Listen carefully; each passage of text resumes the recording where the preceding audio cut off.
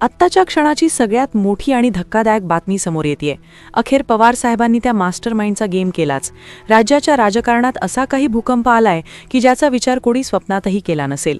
जेव्हा पवार साहेबांनी हा मोठा गौप्यस्फोट केला तेव्हा अख्खा महाराष्ट्र हादरला। राज्याचे लाडके उपमुख्यमंत्री माननीय अजितदादा पवार यांचा विमान अपघातात झालेला अंत हा केवळ अपघात होता की घातपात, जो संशय व्यक्त केला जात होता तो अखेर खरा ठरलाय।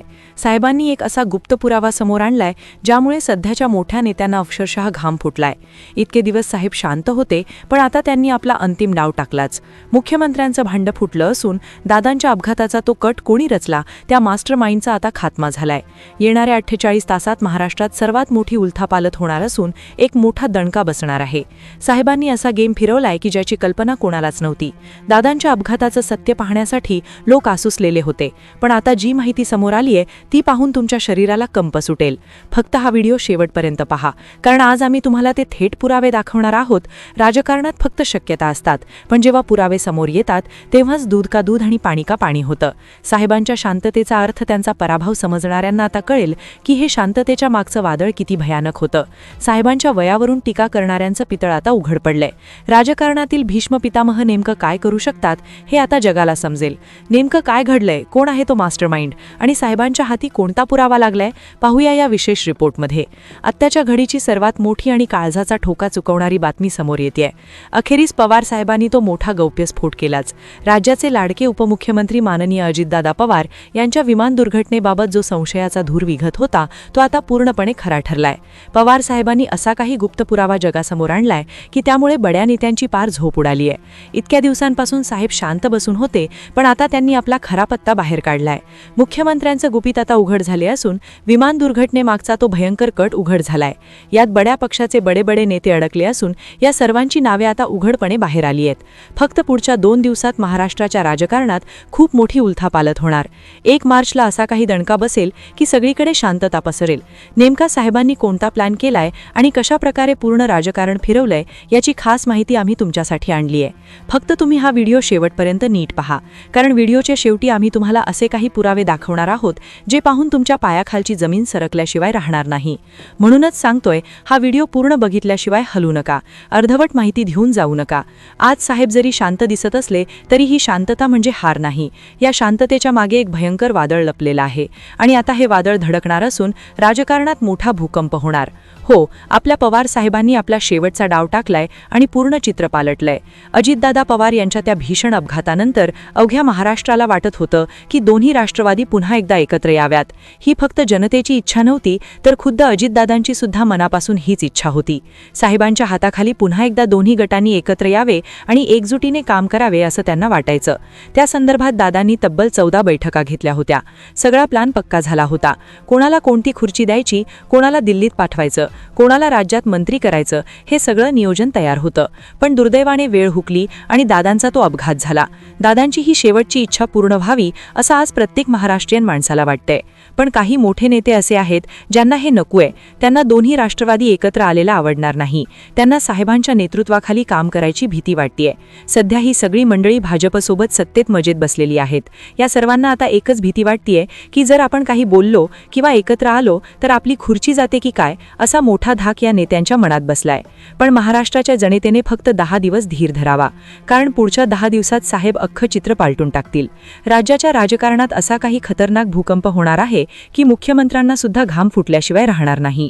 पवार साहेब म्हणजे राजकारणातला असा खेळाडू ज्यांना लोक किंग म्हणतात आणि जे राजकारणाची पूर्ण दिशा बदलतात। साहेबांच्या या शांततेमागे नेमका कोणता गुप्त डाव दडलाय हे गुपित आम्ही तुमच्यासमोर उघड केलं असून पूर्ण महाराष्ट्राला धक्का बसणार आहे। कारण साहेबांनी असा काही पत्ता टाकलाय की ज्यातून अजितदादांसोबत नेमकं काय घडलं याचा मोठा खुलासा होणार आहे। त्याचप्रमाणे यात कोण कोण सामील आहे त्यांची नावे सुद्धा बाहेर येणार आहेत। यामुळे मोठ्या पक्षाच्या नेत्यांची अक्षरशः बोबडी वळली आहे। या सर्व बड्या नेत्यांची यादी आमच्याकडे असून त्यांची नावे आता उघडपणे सर्वांना दिसणार आहेत। ही सर्व नावे मी तुम्हाला पुढे या व्हिडिओत सांगणार आहे। फक्त शेवटपर्यंत लक्ष देऊन व्हिडिओ पाहत राहा। पवारांच्या राष्ट्रवादीतले आमदार आणि जुने नेते यांच्या कुजबुजीवरून आमदार रोहित पवारांनी जोरदार टीका केली आहे। स्टेजवर असताना काकींशी नीट वागा, महाराष्ट्र तुमचं वागणं बघतोय, असा इशारा देत त्यांनी प्रफुल्ल पटेल आणि सुनील तटकरे यांना सुनावले आहे। सुनेत्रा पवार यांच्या त्या पत्रकार परिषदेच्या आधी आमदार आणि काही नेत्यांमध्ये कुजबूज चालू होती. त्यावरून रोहित पवारांनी आपला संताप व्यक्त केलाय. सुनेत्रा काकी या खूप खंबीर महिला आहेत, त्या पवार कुटुंबाचा भाग आहेत आणि त्यामुळे त्या प्रेस कॉन्फरन्सला सुद्धा आरामात सामोरे जाऊ शकतात. त्यांना जे वाटतंय ते त्या तिथे ठामपणे बोलू शकतात. जर कोणाला वाटत असेल की आपण काकींना आपल्या तालावर नाचवू शकतो तर ते विसरा. दालांना कोणी रोखू शकलं नाही आणि काकींना सुद्धा कोणी रोखू शकणार नाही, हे लवकरच कळेल.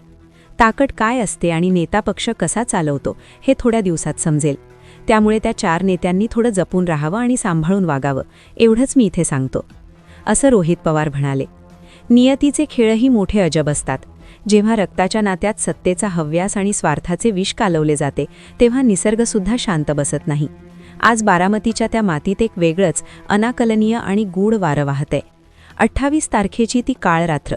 आभाळ फाटल्यासारखा एक प्रचंड आवाज झाला आणि संपूर्ण महाराष्ट्राचे लाडके दादा ज्या विमानात होते ते आकाशातून आगीच्या गोळ्यासारखं जमिनीवर कोसळलं. पण हा फक्त एक अपघात होता का, की विज्ञानाच्या पलीकडे जाऊन कुणीतरी पडद्यामागून या काळा खेळाच्या दोऱ्या ओढल्या होत्या? आज 1 महिना उलटला, पण त्या रात्रीचं सावट अजूनही बारामतीच्या वेशीवर घुंगावतंय. या रहस्याच्या मुळाशी जाण्याआधी आपल्याला त्या घटनाक्रमांकडे वळावे लागेल, जे आज महाराष्ट्राच्या राजकारणाला एका वेगळ्या वळणावर घेऊन आले आहेत. या कथेचा दुसरा पदर समजून घेण्यासाठी आपल्याला नुकत्याच झालेल्या राजकीय घडामोडींकडे पाहावे लागेल. स्टेजवर काय चाललंय?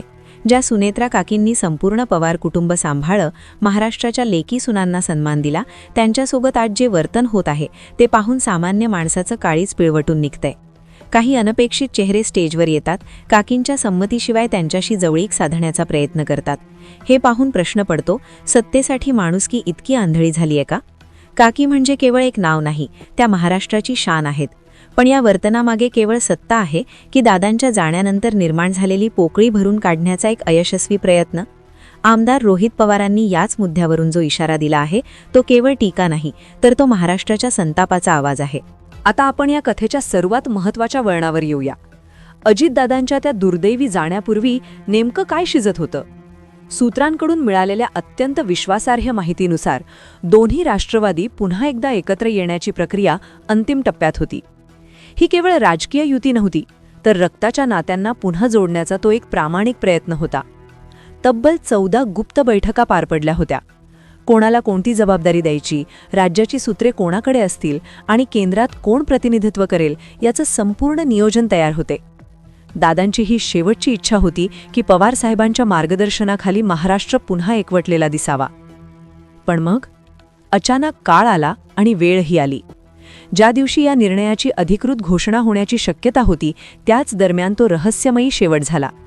यामुळेच आज शंकेची पाल चुकचुकते. दादांच्या या निर्णयामुळे कोणाचे धाबे दणाणले होते? कोणाला ही एकजूट नको होती? विमान जळून खाक झालं, लोखंडाचा बोळा झाला, पण तपास यंत्रणांच्या हाती अजून ठोस काहीच कसं लागलं नाही. राज्याचा उपमुख्यमंत्री एका अशा घटनेत जातो आणि अजूनही केवळ कागदपत्रांचा खेळ सुरू आहे. विमान कंपनीवर कठोर पावले का उचलली गेली नाहीत? इथेच एंट्री होते पवार साहेबांच्या त्या शांततेची.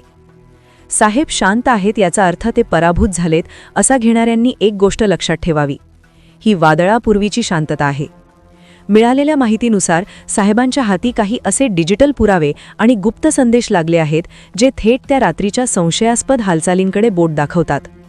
CID आणि विशेष तपास पथके आता काही बड्या नेत्यांच्या कॉल रेकॉर्ड्सची आणि त्या रात्रीच्या लोकेशनची तपासणी करत असल्याची दाट शक्यता आहे. आज बारामतीचे रस्ते ओस पडलेत. रिक्षाचालक भावांनी आपली चाकं थांबवली आहेत. हे केवळ आंदोलन नाही, तर हा एक न्याय निवाडा आहे. आमच्या दादांना न्याय मिळालाच पाहिजे, ही गर्जना आता मुंबईच्या मंत्रालयापर्यंत पोहोचली आहे. येणारे 48 तास महाराष्ट्राच्या इतिहासात सर्वात मोठे ठरणार आहेत. असे बोलले जात आहे की 48 तासात एक असा गौप्यस्फोट करणार आहेत ज्यामुळे सध्याच्या सत्ताधाऱ्यांच्या पायाखालची जमीन सरकल्याशिवाय राहणार नाही. ज्यांनी कुणी दादांच्या विमानाशी छेडछाड करण्याची हिंमत केली असेल किंवा ज्यांनी या घटनेचे फिल्डिंग लावले असेल त्यांचा पर्दाफाश होण्याची वेळ आता आली आहे. आता येतो या संपूर्ण कथेचा सर्वात मोठा उलगडा. राजकारणातील भीष्म पितामह ज्यांना आपण ओळखतो त्यांनी एक असा क्रॅप लावला आहे ज्यातून सुटणे अशक्य आहे. सूत्रांनुसार त्या विमानाच्या तांत्रिक बिघाडाचे काही फोटो आणि विमानात शेवटच्या क्षणी झालेल्या संवादाचे ब्लॅक बॉक्स रेकॉर्डिंग साहेबांकडे पोहोचल्याची चर्चा आहे.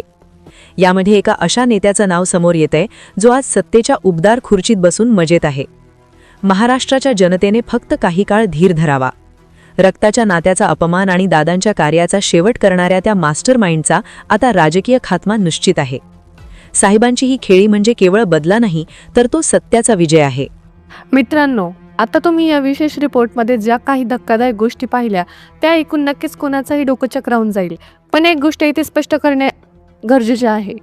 राजकारणामध्ये जे दिसतं ते नसतं आणि जे असतं ते कधीच सहजासहजी दिसत नाही. आम्ही या व्हिडिओमध्ये जी काही माहिती तुमच्यासमोर मांडली आहे ती सध्या सोशल मीडियावर चालू असलेल्या चर्चा, राजकीय वर्तुळातील कुजबूज आणि सूत्रांकडून मिळालेल्या माहितीवर आधारित आहे. हे सगळं ऐकल्यावर मनात एकच प्रश्न येतो की हे सगळं खरं असू शकतं का, की ही फक्त राजकीय एक शक्यता आहे. पहा, जोपर्यंत अधिकृत तपास यंत्रणा किंवा स्वतः पवार साहेब यावर शिक्कामोर्तब करत नाहीत तोपर्यंत आपण एक तर्क किंवा शक्यता म्हणून पाहावं लागेल. पण बारामतीमध्ये जो जनक्षोभ आपण पाहतोय त्यावरून एक गोष्ट नक्की आहे की लोकांच्या मनात काहीतरी काळबेर असल्याची शंका घर करून बसली आहे. आता मला तुम्हाला एकच विचारायचं आहे, तुम्हाला काय वाटतं? विमान अपघातासारखी एवढी मोठी घटना आणि त्यानंतर आलेली शांतता, त्याच्या मागे खरंच काही मोठे षडयंत्र असू शकतं का, की हा केवळ राजकारणाला कलाटणी देणारा हा योगायोग आहे? तुमचं जे काही मत असेल ते खाली कमेंट बॉक्समध्ये नक्की कळवा, कारण तुमचा एक विचार महाराष्ट्राच्या या बदलत्या राजकारणावर प्रकाश टाकू शकतो. तुम्हाला काय वाटतं, तो मास्टर माइंड कोण असू शकतो? ज्या नेत्यांची नावं सध्या चर्चेत आहेत त्यामध्ये तथ्य वाटतं का? कमेंट्समध्ये तुमचं मत मांडायला विसरू नका, कारण आज संपूर्ण महाराष्ट्र या विषयावर बोलतोय आणि तुमची प्रतिक्रिया सुद्धा तितकीच महत्त्वाची आहे. दुसरी महत्त्वाची गोष्ट म्हणजे साहेबांच्या राजकारणाची पद्धत. आपण सगळ्यांनी पाहिलंय की साहेब जेव्हा शांत असतात तेव्हा ते काहीतरी मोठी खेळी खेळत असतात. रोहित पवारांनी ज्या पद्धतीने प्रफुल्ल पटेल आणि सुनील तटकरे यांना सुनावलं त्यावरून घरातील आणि पक्षातील अंतर्गत वाद आता चव्हाट्यावर आले आहेत हे स्पष्ट दिसतंय. पण प्रश्न उरतो तो दादांच्या अंतिम इच्छेचा. जर 14 बैठका झाल्या होत्या आणि दोन्ही गट एकत्र येणार होते तर मग अचानक असं काय घडलं की सगळं चित्र पालटलं? हा प्रश्न प्रत्येकाला विचार करायला लावतोय. शेवटी एवढंच म्हणेन की आम्ही या व्हिडिओतून कोणावरही कोणताही थेट आरोप करत नाही. लोकशाहीमध्ये प्रश्न विचारण्याचा अधिकार प्रत्येकाला आहे आणि त्या अधिकारातून या सर्व शक्यता मांडल्या गेल्या आहेत. आमचा उद्देश कोणाचीही बदनामी करणे नसून लोकांच्या मनात जे प्रश्न आहेत त्यांचा वाचा फोडणे हाच आहे. पुन्हा एकदा सांगते, ही माहिती सध्या उपलब्ध असलेल्या चर्चांवर आधारित आहे. सत्य काय आहे हे येणारा काळच ठरवेल. पण तोपर्यंत अफवांवर विश्वास ठेवू नका आणि सतर्क राहा. तुम्हाला हा रिपोर्ट कसा वाटला हे कमेंटमध्ये नक्की सांगा. व्हिडिओ आवडला असेल तर लाईक करा आणि अशाच सडेतोड माहितीसाठी चॅनलला सबस्क्राईब करायला विसरू नका.